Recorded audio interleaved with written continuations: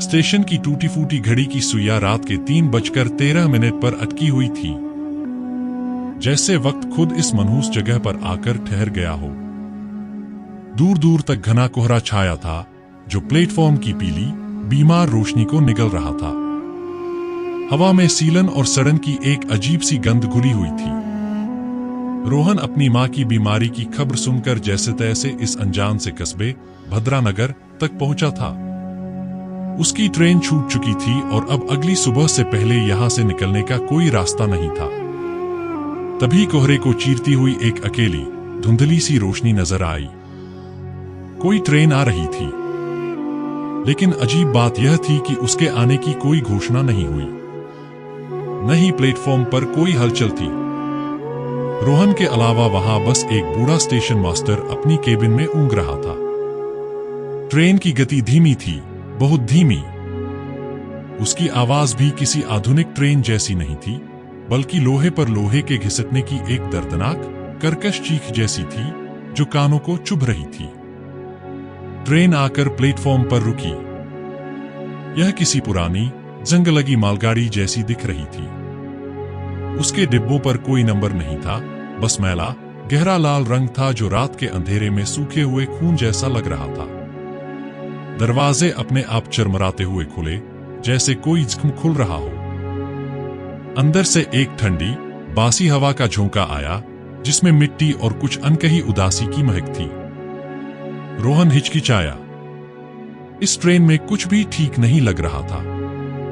उसने station master की cabin की तरफ देखा। बूढ़ा आदमी अब जाग चुका था और उसे ही घूर रहा था।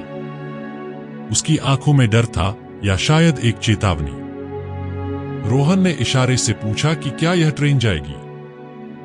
स्टेशन मास्टर ने न में सिर हिलाया, फिर धीरे से हाँ में। उसके चेहरे पर एक अजीब सी बेबसी थी। रोहन की मजबूरी उसके डर पर हावी हो गई। उसे हर हाल में सुबह तक घर पहुंचना था। उसने अपना बैग उठाया और सबसे पास वाले डिब्बे की ओर बढ़ा। दरवाजे का हैंडल पकड़ते ही उसकी उंगलियां सुन्न पड़ गईं। वो लोहा नहीं था, बल्कि किसी मुर्दे की हड्डी जैसा ठंडा और सख्त था। एक गहरी सांस लेकर वह अंदर चढ़ गया। उसके अंदर कदम रखते ही दरवाजे एक जोरदार झटके के साथ बंद हो गए। आवाज ऐसी थी जैसे किसी ताबूत का ढक्कन बंद हुआ हो। डिब्बे के अंदर का माहौल बाहर से भी ज्यादा भयावह था। रोशनी बहुत कम थी। कुछ बल्ब या तो जल नहीं रहे थे, या फिर उनकी रोशनी इतनी पीली और कमजोर थी कि वे अंधेरे को और भी गहरा बना रहे थे। हर चीज पर धूल और जंग की परतें जमी थीं। सीटें फटी हुई थीं और उनमें से निकली रुई पीली पड़ चुकी थी। लेकिन सबसे अजीब थे वहां बैठे हुए लोग। डिब्बे में लगभग 10-12 लोग बैठे थे, लेकिन कोई भी अपनी जगह से हिल नहीं रहा था। वे सब पत्थर के बुत की तरह स्थिर थे। उनके कपड़े पुराने जमाने के थे, जैसे दशकों पहले पहने जाते हों। किसी ने धोती कुर्ता पहना था, तो कोई औरत पुरानी साड़ी में लिपटी थी। उनके चेहरे भावहीन थे, आंखें खुली थीं, लेकिन वे सामने की दीवार को घूर रहे थे, जैसे उनका अस्तित्व ही न हो। डिब्बे में एक भयानक खामोशी थी, इतनी गहरी कि रोहन को अपने दिल की धड़कन और सांसों की आवाज भी शोर जैसी लग रही थी। उसने एक खाली सीट ढूंढी और बैठ गया। उसके बैठते ही ट्रेन एक हिंसक झटके के साथ चल पड़ी। ऐसा लगा जैसे किसी ने उसे धक्का दिया हो। पहियों की घिसटने की आवाज फिर से शुरू हो गई, लेकिन अब वह एक लय में थी।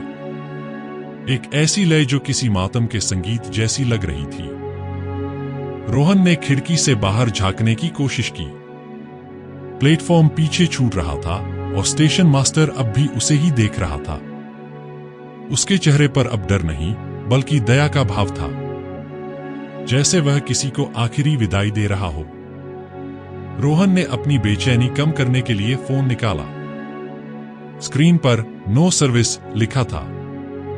उसने घड़ी देखी, रात के 3:20। उसने सोचा कि चलो कुछ घंटों की ही तो बात है, सुबह होते ही वह अपने शहर में होगा। उसने आंखें बंद करने की कोशिश की, लेकिन उस खामोशी में सोना नामुमकिन था। उसे ऐसा महसूस हो रहा था जैसे कोई उसे लगातार घूर रहा है। उसने आंखें खोली और डिब्बे में नजर दौड़ाई। सभी यात्री अब भी उसी तरह बैठे थे, स्थिर और शांत। लेकिन अब उसे लगा कि उन सबकी आंखें उसी पर टिकी हैं। वे सीधे उसे नहीं देख रहे थे, लेकिन उनकी निगाहों का केंद्र वही था। उसका गला सूख गया। उसने पानी की बोतल निकालने के लिए बैग खोला। तभी उसकी नजर सामने बैठी एक बूढ़ी औरत पर पड़ी। वह शायद 70-80 साल की रही होगी। उसकी झुर्रियों भरी त्वचा पीली पड़ चुकी थी और आंखें गड्ढों में धंसी हुई थीं। वह अकेली थी जो बाकियों से थोड़ी अलग लग रही थी। उसकी आंखों में एक हल्की सी चमक थी, एक समझ थी। वह रोहन को ही देख रही थी। उसके होंठ हिले जैसे वह कुछ कहना चाहती हो, लेकिन कोई आवाज नहीं निकली। ट्रेन अब रफ्तार पकड़ चुकी थी। खिड़की के बाहर घना अंधेरा था। न कोई गांव, न कोई रोशनी, बस अंधहीन स्याही। रोहन को एहसास हुआ कि ट्रेन की खिड़कियों के शीशे इतने गंदे और धुंधले थे कि बाहर कुछ साफ नजर ही नहीं आ रहा था। उसने अपनी आस्तीन से शीशा साफ करने की कोशिश की। जब धूल की परत हटी तो जो नजारा दिखा उसे देखकर उसकी रूह कांप गई। बाहर कोई जमीन नहीं थी, कोई पेड़, पहाड़ या आसमान नहीं था। बस एक शून्य था, एक काला शून्य जिसमें से कभी कभी अजीब विकृत आकृतियां गुजर जाती थीं। ऐसा लग रहा था जैसे ट्रेन किसी दुनिया के बीच नहीं, बल्कि दो दुनियाओं के बीच के खालीपन में सफर कर रही हो। चांद की रोशनी भी अजीब, बीमार सी हरी लग रही थी। रोहन का दिल जोर जोर से धड़कने लगा। यह कोई आम ट्रेन नहीं थी। वह किसी भयानक जाल में फंस चुका था। उसने उठकर दूसरे डिब्बे में जाने का फैसला किया। शायद वहां कोई जिंदा इंसान मिल जाए, कोई टीटी या गार्ड। वह अपनी सीट से उठा और दो डिब्बों को जोड़ने वाले दरवाजे की तरफ बढ़ा। बाकी यात्रियों में कोई हरकत नहीं हुई। वे अब भी उसे घूर रहे थे, उनके चेहरों पर वही खालीपन था। दरवाजे का हैंडल ठंडा और चिपचिपा था। उसने उसे घुमाने की पूरी कोशिश की, लेकिन वह टस से मस नहीं हुआ।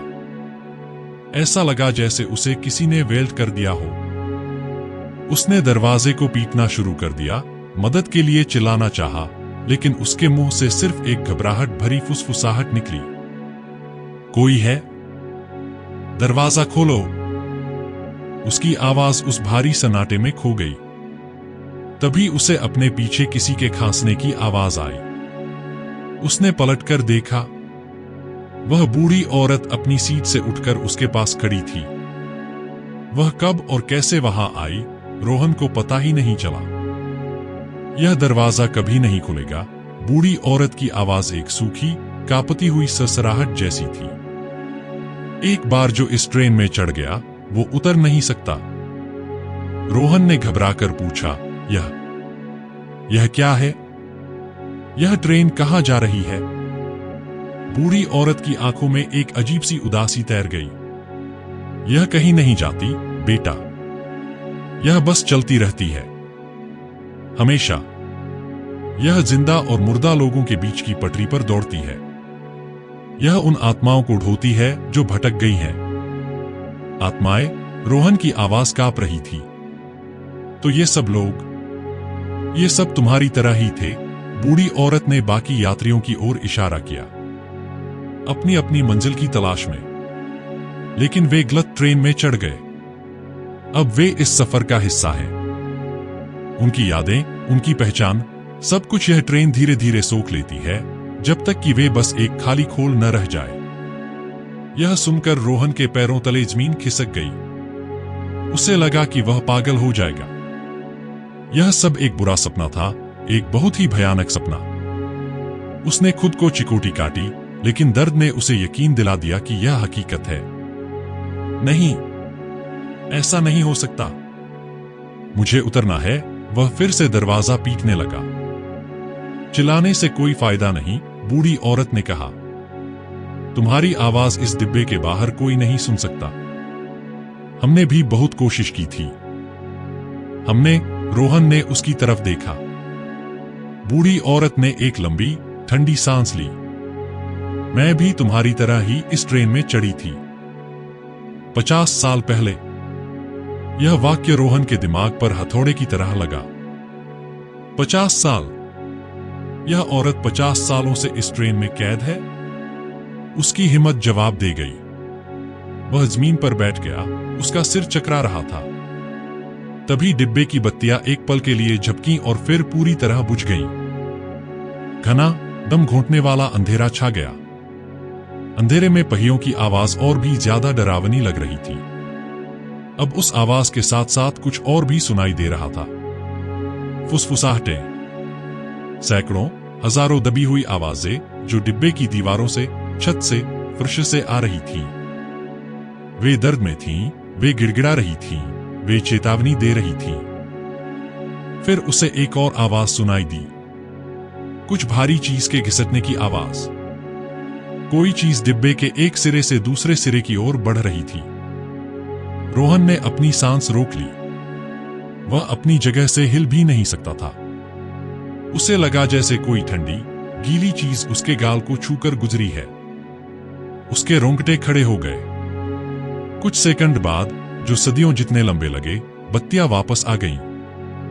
वे पहले से भी ज्यादा पीली और कमजोर थीं। रोहन ने कांपती नजरों से डिब्बे में देखा। सब कुछ वैसा ही था। सभी यात्री अपनी अपनी सीटों पर बुत बने बैठे थे। लेकिन एक चीज बदल गई थी। कोने की एक सीट, जिस पर एक नौजवान लड़का बैठा था, अब खाली थी। लड़का गायब हो चुका था।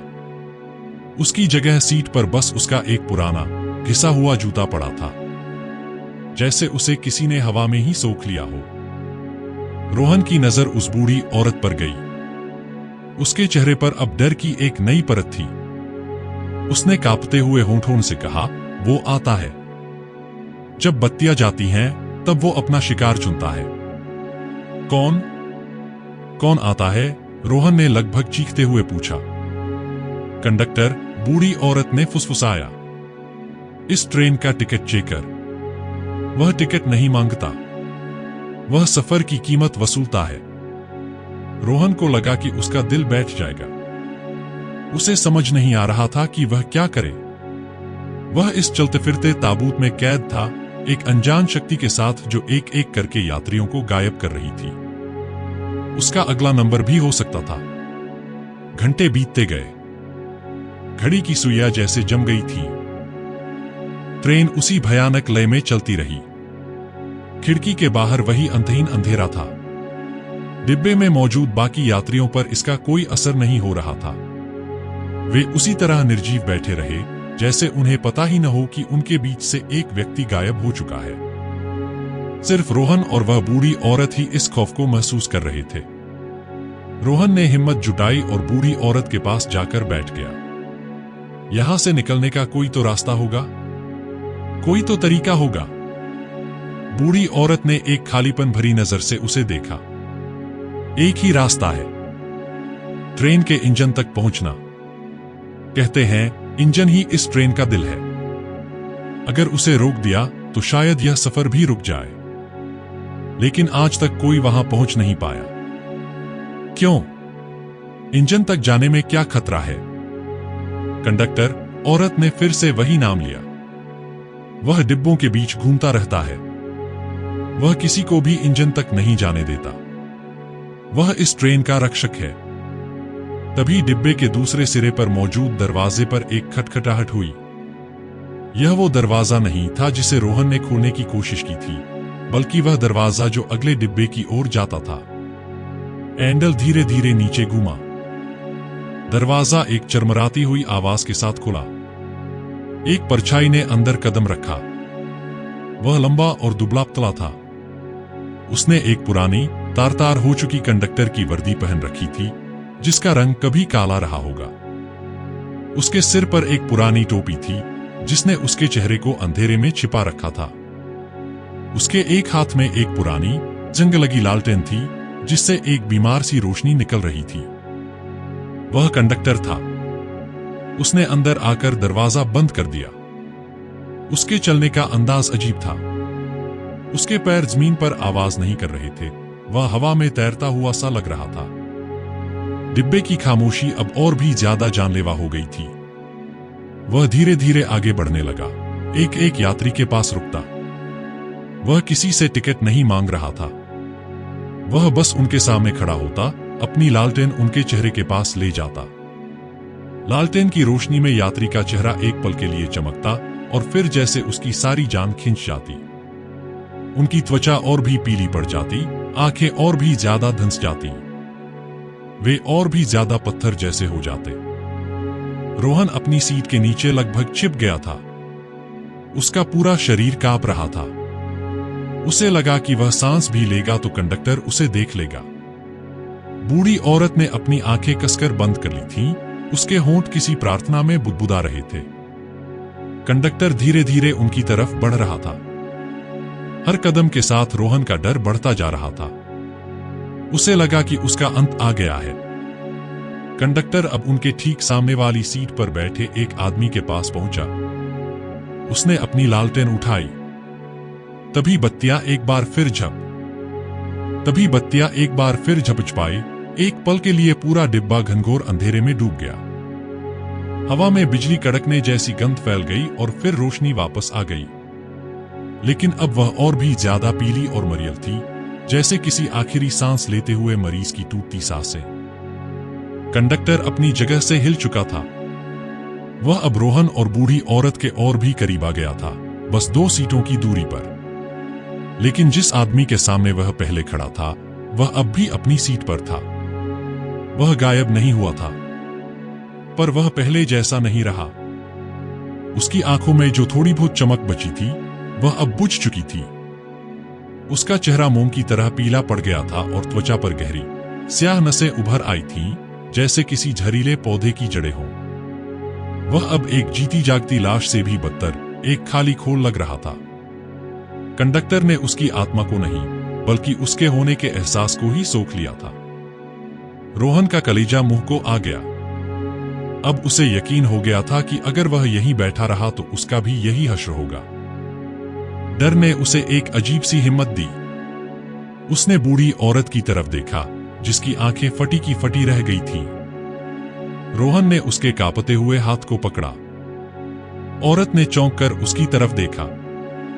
रोहन ने अपनी आंखों से उसे इशारा किया, हमें यहां से निकलना होगा अभी। बूढ़ी औरत, जिसे अपनी पहचान याद न थी पर जिसे सब अम्मा कहते थे, उसकी आंखों में एक पल के लिए उम्मीद की एक किरण कौंधी, जो 50 साल के इंतजार के बाद भी पूरी तरह बुझी नहीं थी। उसने धीरे से सिर हिलाया। कंडक्टर अब भी अपनी पीठ किए हुए था, शायद अपने अगले शिकार को चुन रहा था। यही मौका था। दोनों बिना कोई आवाज किए अपनी सीटों से उठे। उनके पैर जैसे जमीन में धंस गए थे, हर कदम उठाने में सदियों की ताकत लग रही थी। डिब्बे का फर्श ठंडा और चिपचिपा था, जैसे उस पर किसी ने आंसू और पसीने की परत बिछा दी हो। वे दबे पांव अगले डिब्बे की ओर जाने वाले दरवाजे की तरफ बढ़े। हर पल उन्हें डर था कि पहियों की कर्कश आवाज के बीच उनके कदमों की आहट कंडक्टर को सुनाई न दे जाए। दरवाजा बस कुछ ही फीट दूर था। रोहन ने महसूस किया कि डिब्बे का तापमान गिरता जा रहा है। ठंड उसकी हड्डियों तक में उतर रही थी। उसे लगा जैसे हवा में तैरते बर्फीले हाथ उसे छूने की कोशिश कर रहे हैं, उसे पीछे खींच रहे हैं। उसने अम्मा का हाथ और कसकर पकड़ लिया। तभी कंडक्टर धीरे से पलटा। उसकी टोपी के नीचे से उसका चेहरा अब भी नहीं दिख रहा था, बस एक गहरा अंधेरा था। लेकिन रोहन को महसूस हुआ कि वह अंधेरा उन्हें देख रहा है। उसने अपना लालटेन वाला हाथ उठाया। भागो, अम्मा ने फुसफुसाते हुए कहा। दोनों दरवाजे की तरफ भागे। रोहन ने कांपते हाथों से हैंडल घुमाया। इस बार वह जाम नहीं था। एक क्लिक की आवाज हुई और दरवाजा खुल गया। उन्होंने खुद को अगले डिब्बे में झोंक दिया और दरवाजा पीछे से बंद कर दिया। दरवाजे के दूसरी तरफ से एक लंबी, दर्दनाक खरोंच की आवाज आई, जैसे कोई अपने नाखूनों से लोहे को कुरेद रहा हो। वे एक नए डिब्बे में थे और यह पहले वाले से बिल्कुल अलग था। यह एक माल डिब्बा था। इसमें सीटें नहीं थीं। चारों तरफ जंग लगे लोहे के बड़े बड़े संदूक और ट्रंक रखे थे। कुछ खुले हुए थे, जिनमें से पुराने पीले पड़ चुके कपड़े और सामान बाहर झांक रहे थे। हवा में धूल, पुरानी किताबों और किसी मीठी सड़ी हुई चीज की गंध थी। डिब्बे के बीच में एक अकेला बल्ब जल बुझ रहा था, जिससे हर चीज की परछाइयां किसी भयानक नाच की तरह दीवारों पर नाच रही थीं। यह क्या जगह है? रोहन ने हाफते हुए पूछा। अम्मा ने चारों ओर देखा। उसके चेहरे पर एक जानी पहचानी उदासी थी। यह भूली बिसरी यादों का डिब्बा है। जो भी इस ट्रेन में हमेशा के लिए रह जाता है, उसका सामान यहां आ जाता है। उसकी दुनिया की आखिरी निशानी। रोहन की नजर एक छोटे लकड़ी के बक्से पर पड़ी। वह खुला हुआ था। अंदर एक बच्ची की टूटी हुई गुड़िया, कुछ रंगीन कंचे और एक पुरानी हाथ से बनी तस्वीर रखी थी।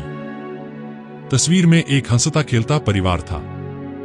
उसने कांपते हुए उस तस्वीर को उठाया। जैसे ही उसकी उंगलियों ने कागज को छुआ, उसके दिमाग में एक बिजली सी कौंधी। उसे एक बच्ची की हंसी सुनाई दी। एक आंगन का दृश्य दिखा, जहां एक पिता अपनी बेटी को झूला झुला रहा था। मां उन्हें देखकर मुस्कुरा रही थी। यह एक खुशहाल पल था, गर्म और जिंदा। लेकिन फिर दृश्य बदल गया।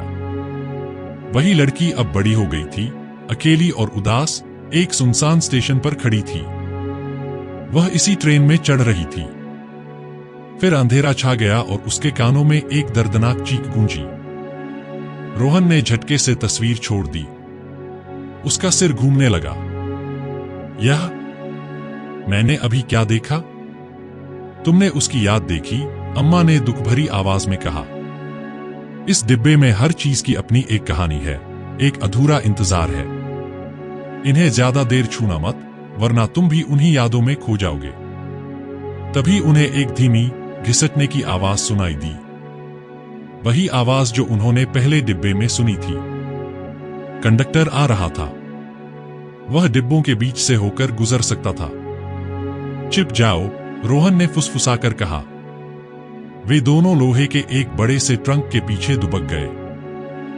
बल्ब के जलने बुझने की वजह से परछाइयां लगातार अपना आकार बदल रही थीं, जो छिपने के लिए एक अच्छी जगह थी। उन्होंने अपनी सांसें रोक ली। दरवाजा, जिससे वे आए थे, चरमराते हुए खुला। कंडक्टर की परछाई पहले अंदर आई, लंबी, पतली और भयानक। फिर वह खुद अंदर आया। वह हवा में तैरता हुआ आगे बढ़ रहा था। उसकी लालटेन की रोशनी जंग लगे सामान पर पड़ रही थी, जिससे वे किसी कर के पत्थर जैसे लग रहे थे। वह हर चीज को घूरता हुआ आगे बढ़ रहा था, जैसे कुछ ढूंढ रहा हो। रोहन का दिल इतनी जोर से धड़क रहा था कि उसे डर था कि कंडक्टर उसे सुन लेगा।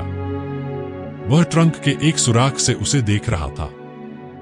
कंडक्टर ठीक उनके सामने रखे एक पुराने सूटकेस के पास रुका। सूटकेस पर किसी का नाम लिखा था, सुजाता। कंडक्टर ने अपना खाली हाथ बढ़ाया। उसकी उंगलियां लंबी और सूखी टहनियों जैसी थी। उसने सूटकेस को छुआ तक नहीं, बस उसके ऊपर अपना हाथ रखा। एक पल के लिए सूटकेस से एक हल्की नीली रोशनी निकली और कंडक्टर के हाथ में समा गई। फिर वह आगे बढ़ गया। रोहन को एहसास हुआ कि वह सिर्फ आत्माओं को ही नहीं, बल्कि उनकी बची खुची यादों को भी खा रहा था। यह ट्रेन एक जीता जागता नरक थी, जो हर चीज को मिटा देने पर तुली थी। कंडक्टर डिब्बे के दूसरे छोर पर पहुंचा और अगले दरवाजे से बाहर निकल गया। उसके जाते ही रोहन और अम्मा ने राहत की सांस ली। हमें चलते रहना होगा, रोहन ने कहा। इंजन की तरफ वे उठे और सावधानी से सामान के बीच से होते हुए उस दरवाजे की तरफ बढ़े, जिससे कंडक्टर गया था।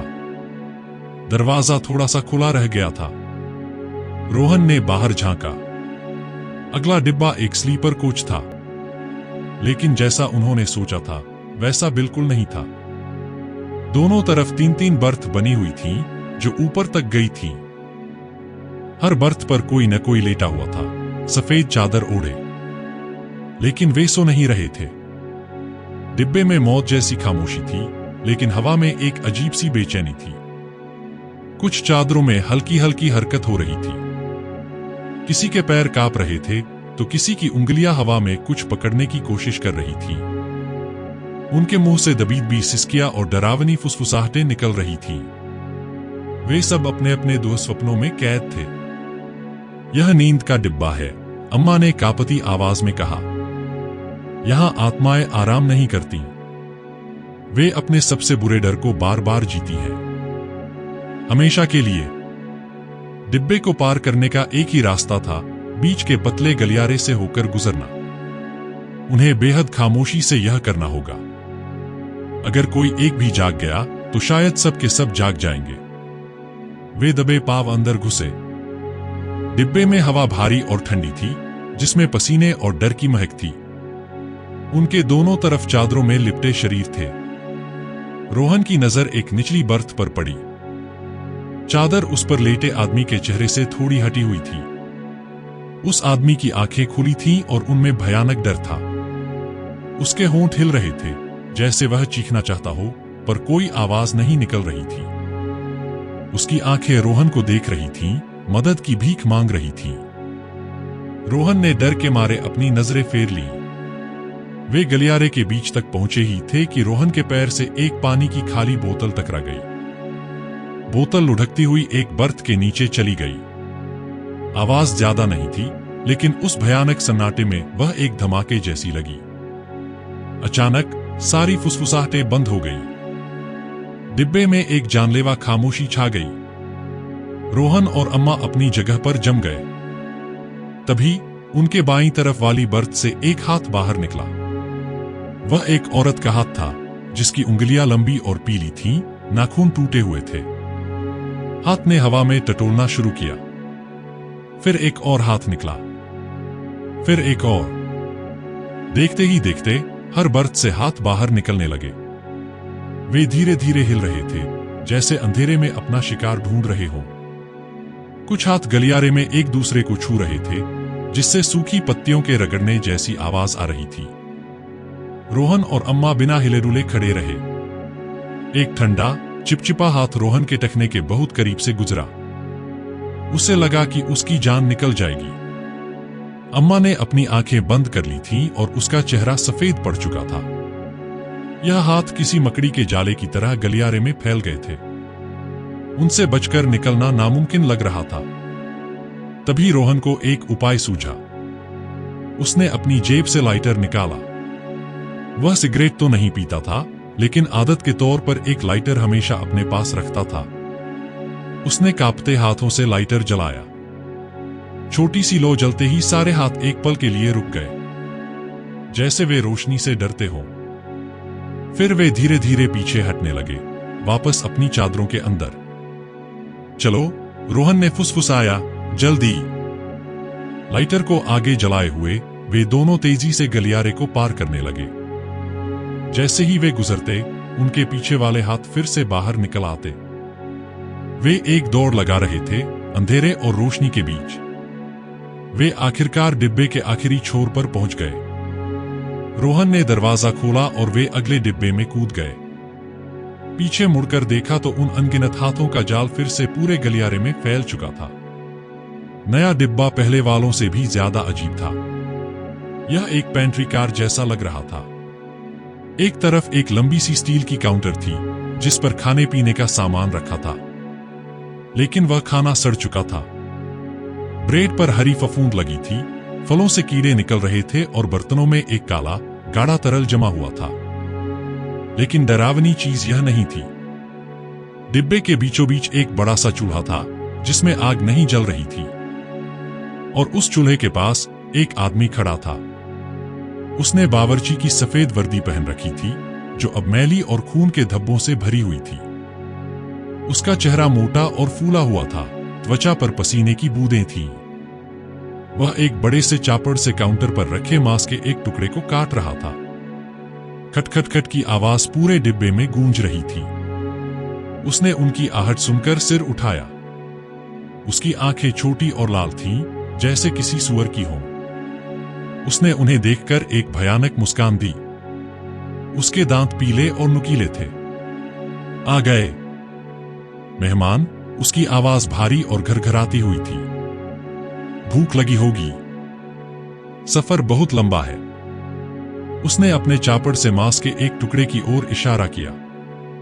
रोहन ने जब ध्यान से देखा तो उसकी चीख निकलते निकलते बची। वह किसी जानवर का मांस नहीं था, वह एक इंसानी हाथ था। हमें बस रास्ता चाहिए, रोहन ने हकलाते हुए कहा। हमें इंजन तक जाना है। बावर्ची जोर जोर से हंसने लगा। उसकी हंसी किसी जानवर के घुर्राने जैसी थी। इंजन? हा, इंजन तक कोई नहीं जाता। यह ट्रेन ही मंजिल है, और तुम सब मेरा भोजन। यह कहकर उसने अपना चापड़ उठाया और उनकी तरफ लपका। उसका भारी शरीर उम्मीद से ज्यादा तेज था। अम्मा डर के मारे चीख पड़ी। रोहन ने उसे खींचा और वे दोनों काउंटर के पीछे छिप गए। बावर्ची चापड़ लेकर काउंटर पर जोर जोर से वार करने लगा। स्टील पर चापड़ टकराने की आवाज कान फाड़ देने वाली थी। कहां छिपोगे, चूहों? वह चिल्लाया। रोहन ने चारों तरफ देखा। बचने का कोई रास्ता नहीं था। तभी उसकी नजर काउंटर पर रखे मसालों के डिब्बों पर पड़ी। एक डिब्बे पर लाल मिर्च पाउडर लिखा था। जैसे ही बावर्ची काउंटर के दूसरी तरफ आया, रोहन ने मिर्च पाउडर का पूरा डिब्बा उठाया और उसकी आंखों में झोंक दिया। बावर्ची दर्द के मारे चीख उठा। वह अंधाधुंध अपने चेहरे को मसलने लगा और चापड़ उसके हाथ से छूटकर जमीन पर गिर गया। मेरी आंखें जला दिया। यही मौका था। रोहन ने अम्मा का हाथ पकड़ा और वे दोनों दरवाजे की तरफ भागे। पीछे से बावर्ची की दर्दनाक चीखें और गालियां आ रही थीं। उन्होंने दरवाजा खोला और खुद को अगले डिब्बे में धकेल दिया। यह डिब्बा बिल्कुल खाली था। न सीट, न सामान, कुछ भी नहीं। बस एक लंबा अंधेरा गलियारा था जिसके आखिर में एक और दरवाजा दिखाई दे रहा था। फर्श पर अजीब से गीले काले निशान थे, जैसे कोई भारी चीज घसीटी गई हो। मुझे लगता है हम करीब हैं, रोहन ने हाफते हुए कहा। इंजन अब ज्यादा दूर नहीं होना चाहिए। उन्होंने सावधानी से उस खाली डिब्बे को पार किया। हर कदम पर एक अजीब सी गूंज पैदा हो रही थी जो उन्हें बेचैन कर रही थी। वे आखिरी दरवाजे तक पहुंचे। यह दरवाजा बाकी दरवाजों से अलग था। यह भारी काले लोहे का बना था और उस पर कोई हैंडल नहीं था। बीच में बस एक छोटा सा गोल शीशा लगा था। रोहन ने उस शीशे से अंदर झांकने की कोशिश की। अंदर घना अंधेरा था। कुछ भी दिखाई नहीं दे रहा था। शायद यही इंजन का दरवाजा है, अम्मा ने उम्मीद भरी आवाज में कहा। रोहन ने दरवाजे को धक्का देने की कोशिश की, लेकिन वह हिला तक नहीं। उन्होंने मिलकर जोर लगाया, पर कोई फायदा नहीं हुआ। तभी दरवाजे के पीछे से एक धीमी खड़खड़ाहट की आवाज आई। रोहन ने फिर से शीशे में झांका। अंदर के अंधेरे में दो लाल आंखें जलीं।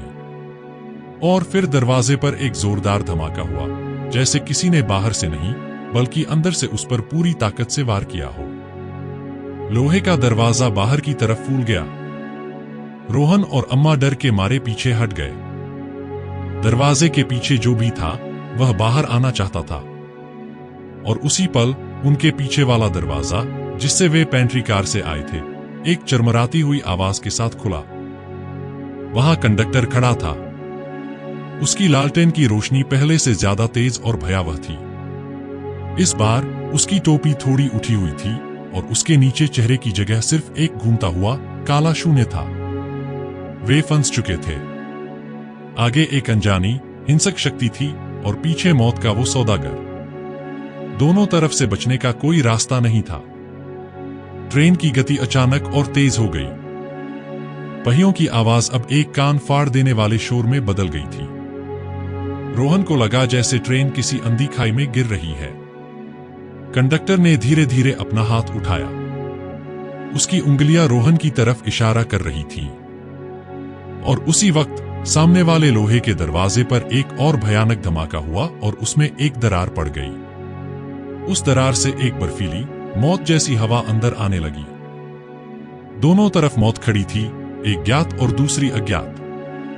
पीछे कंडक्टर था, जिसका चेहरा एक घूमता हुआ शून्य था, जो हर उम्मीद को सोख लेने को तैयार था। आगे लोहे का दरवाजा था, जो किसी कैद जानवर के पिंजरे की तरह कांप रहा था। उस पर पड़ी दरार से एक ऐसी ठंडक बाहर आ रही थी जो जिंदा इंसानों के लिए नहीं बनी थी। ट्रेन की रफ्तार अब किसी सोच से भी तेज थी, जैसे वह समय और स्थान की सीमाओं को तोड़कर किसी अनंत खाई में गिर रही हो। रोहन जानता था कि अगर वे एक पल भी और रुके तो कंडक्टर उन्हें अपनी खामोशी में निगल जाएगा। अज्ञात का डर ज्ञात के भय से कम था। उसने अम्मा की तरफ देखा, जिसकी आंखों में 50 साल का जमा हुआ खौफ अब एक आखिरी लड़ाई के लिए तैयार दिख रहा था। हमें दरवाजा तोड़ना होगा, रोहन चिल्लाया। उसकी आवाज ट्रेन के कान फाड़ देने वाले शोर में लगभग खो गई। उसी पल लोहे के दरवाजे पर अंदर से एक और जबरदस्त वार हुआ। दरार और चौड़ी हो गई और दरवाजा अपने कब्जों पर बुरी तरह चरमराया। कंडक्टर ने अपना हाथ आगे बढ़ाया।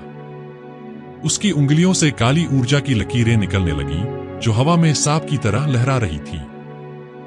रोहन ने बिना सोचे समझे दौड़कर दरवाजे पर अपनी पूरी ताकत से एक लात मारी। दरवाजा पहले से ही कमजोर हो चुका था। उसकी लात और अंदर से हुए वार ने मिलकर अपना काम कर दिया। एक भयानक कड़कड़ाहट के साथ दरवाजे का लॉक टूट गया और वह अंदर की ओर खुल गया। एक पल के लिए सब कुछ थम गया। ट्रेन का शोर, कंडक्टर की बढ़ती परछाई, सब कुछ। दरवाजे के अंदर से कोई आवाज नहीं आई, बस एक गहरा स्पंदन करता हुआ अंधेरा बाहर की ओर उमड़ पड़ा। यह अंधेरा सिर्फ रोशनी की कमी नहीं थी, यह एक ठोस जीवित चीज जैसा था जो अपने साथ निराशा और प्राचीन दुख की गंध लेकर आया। कंडक्टर एक पल के लिए ठिठका, जैसे वह भी उस दरवाजे के पीछे की चीज से डरता हो। यही उनका मौका था। अंदर चलो, रोहन ने अम्मा का हाथ खींचते हुए कहा और दोनों ने खुद को उस स्याह अंधेरे में झोंक दिया। जैसे ही उन्होंने दरवाजा पार किया, वह उनके पीछे एक जोरदार धमाके के साथ अपने आप बंद हो गया, जैसे किसी विशाल जानवर ने अपना जबड़ा बंद कर लिया हो।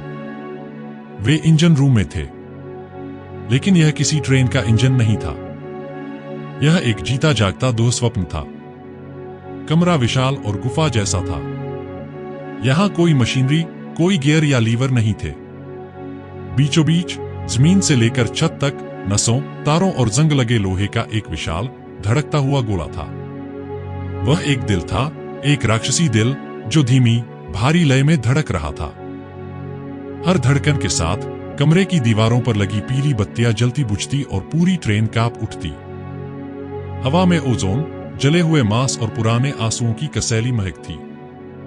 उस धड़कते हुए दिल के केंद्र में एक मानवीय आकृति फंसी हुई थी। एक आदमी जिसका शरीर आधा मांस और आधा मशीन बन चुका था। हजारों तार उसकी त्वचा में धंसे हुए थे, जो उसे उस राक्षसी दिल से जोड़े हुए थे।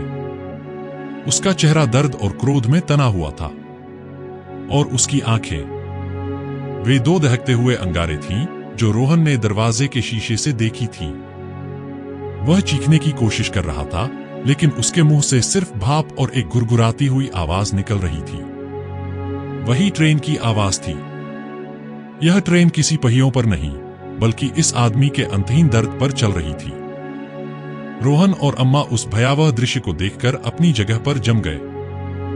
यह आदमी ही इस ट्रेन का इंजन था, इस ट्रेन की आत्मा थी। तभी अम्मा के मुंह से एक कांपती हुई फुसफुसाहट निकली, एक नाम जो उसने शायद आधी सदी से नहीं लिया था, रुद्र। रोहन ने हैरानी से उसकी तरफ देखा। अम्मा की आंखों में अब डर नहीं था, उनमें एक भयानक पहचान थी, एक ऐसा दर्द जो 50 साल पुराना होते हुए भी ताजा था। वह उस मशीन में फंसे हुए आदमी को घूर रही थी, जैसे उसने कोई खोया हुआ भूत देख लिया हो। तुम इन्हें जानती हो? रोहन ने पूछा। यह मेरे पति हैं, अम्मा की आवाज टूट गई। रुद्र प्रताप सिंह, इस रेल लाइन के पहले स्टेशन मास्टर। सब कहते थे कि वह एक तूफानी रात में गायब हो गए थे, लेकिन वह गायब नहीं हुए थे। अचानक रोहन को सब कुछ समझ आने लगा। यह कोई मामूली ट्रेन नहीं थी, यह एक आदमी की महत्वाकांक्षा और उसके भयानक अंजाम की कहानी थी। उन्होंने इस लाइन को बनाने के लिए अपनी जान लगा दी थी। अम्मा ने कहना जारी रखा, उसकी आंखें अतीत में खोई हुई थीं। यह लाइन बार बार नाकाम हो रही थी। कोई भी ट्रेन इस मनहूस रास्ते पर चल नहीं पाती थी। उन्होंने कहा था कि वह इसे चलाने के लिए कोई भी कीमत चुकाएंगे, कोई भी। और उसने चुकाई थी। उसने अपनी आत्मा का सौदा कर लिया था। वह खुद इस ट्रेन का दिल बन गया था, इसे हमेशा हमेशा के लिए चलाने के लिए। तभी उनके पीछे का दरवाजा फिर से खुला। कंडक्टर अंदर आ गया। इस बार वह हवा में तैर नहीं रहा था, वह ठोस कदमों से चल रहा था। इंजन रूम की ऊर्जा ने उसे और भी ताकतवर बना दिया था। उसका शून्य चेहरा अब उनकी तरफ था। तुम्हें यहां नहीं होना चाहिए, एक आवाज आई। यह आवाज किसी के मुंह से नहीं, बल्कि सीधे उनके दिमाग में गूंजी। यह कंडक्टर की आवाज थी, ठंडी, बेजान और हुक्म देने वाली। यह पवित्र स्थान है, कानून तोड़ने वालों को सजा मिलेगी। उसने अपना हाथ उठाया, लेकिन इससे पहले कि वह कुछ कर पाता, इंजन में फंसे रुद्र ने एक दर्दनाक दहाड़ मारी। धड़कता हुआ दिल और तेजी से धड़कने लगा। दीवारों से चिंगारियां निकलने लगीं। रुद्र को घुसपैठिए पसंद नहीं आए थे, चाहे वे रोहन हो या उसका अपना रक्षक कंडक्टर। एक पल के लिए तीनों के बीच एक अजीब सा गतिरोध बन गया। रोहन और अम्मा असहाय थे। कंडक्टर उन्हें मिटाना चाहता था, और इंजन में कैद रुद्र का क्रोध सब कुछ नष्ट कर देने पर तुला था। अम्मा ने एक गहरा सांस लिया। उसके चेहरे पर अब शांति थी, एक ऐसी शांति जो सब कुछ खो देने के बाद आती है। उसने रोहन की तरफ मुड़कर देखा। बेटा, उसने कहा, उसकी आवाज में एक मां की ममता थी। हर सफर का एक अंत होता है। हर कैदी को आजादी चाहिए होती है। यह ट्रेन नफरत और दर्द से चलती है। इसे सिर्फ एक ही चीज रोक सकती है। क्या? रोहन ने पूछा। प्यार, अम्मा ने कहा और मुस्कुराई। और माफी। यह कहकर वह कंडक्टर की परवाह किए बिना धीरे धीरे उस धड़कते हुए दिल की तरफ बढ़ने लगी। रुको, कंडक्टर की मानसिक आवाज गूंजी। उसने अम्मा को रोकने के लिए अपना हाथ बढ़ाया, लेकिन रुद्र ने एक और बार दहाड़ लगाई। इंजन से एक ऊर्जा की लहर निकली, जिसने कंडक्टर को पीछे धकेल दिया। रुद्र किसी को भी अपने और अपनी पत्नी के बीच नहीं आने देना चाहता था। अम्मा उस भयानक मशीन के पास पहुंच गई। उसने अपना कांपता हुआ हाथ बढ़ाया और उस जगह को छुआ जहां रुद्र का चेहरा तारों और मांस के जाल में फंसा हुआ था।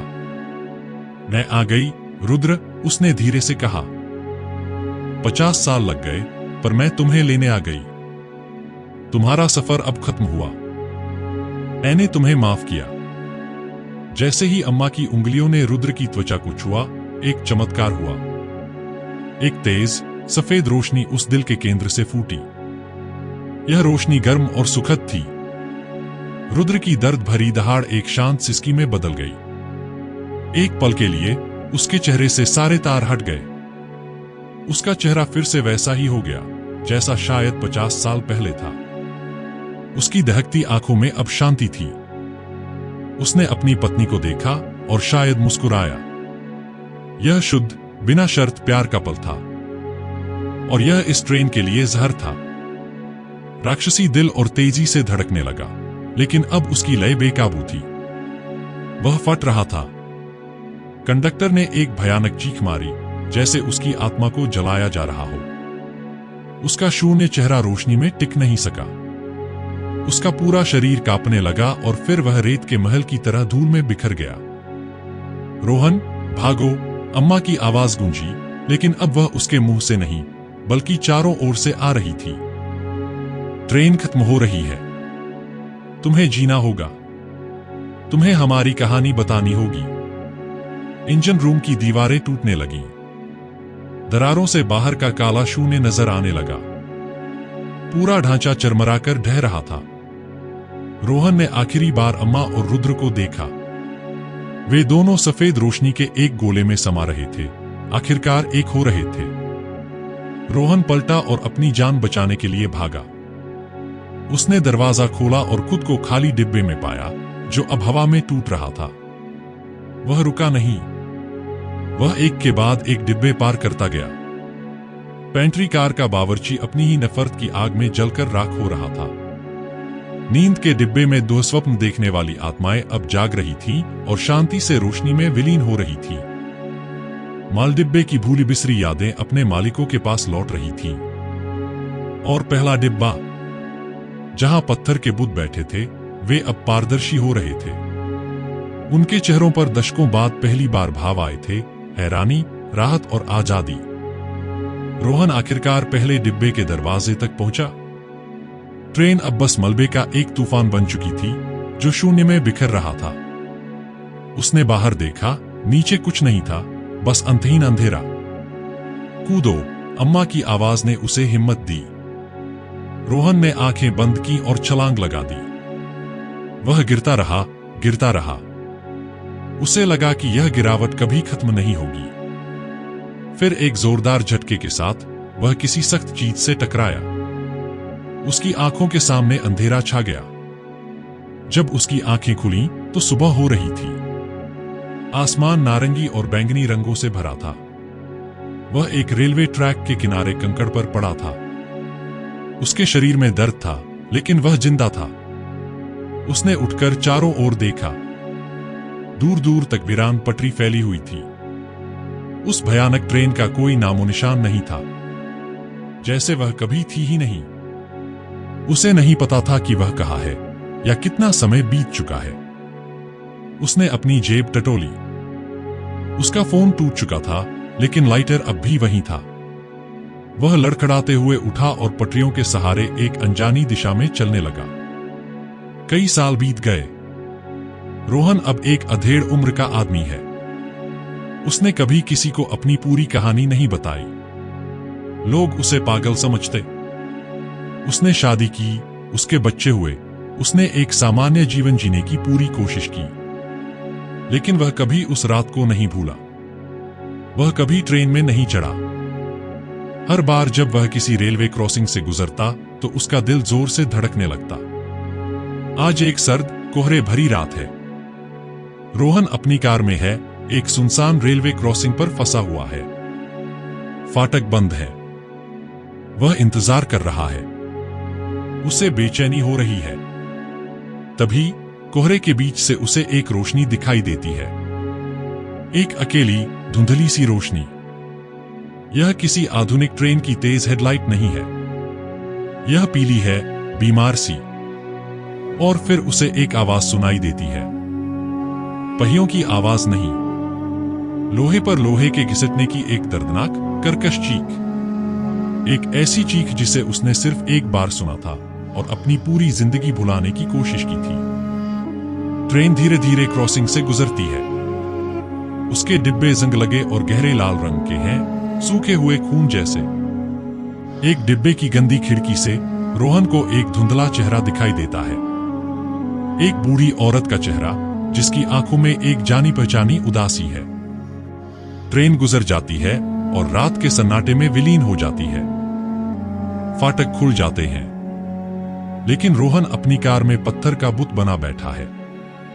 वह समझ गया है, रुद्र और अम्मा को तो शांति मिल गई थी, लेकिन ट्रेन एक अभिशाप है। उसे चलने के लिए बस एक दिल चाहिए था। और अब जब वह दिल आजाद हो गया, तो वह एक नया दिल ढूंढ रही है। सफर अभी खत्म नहीं हुआ था।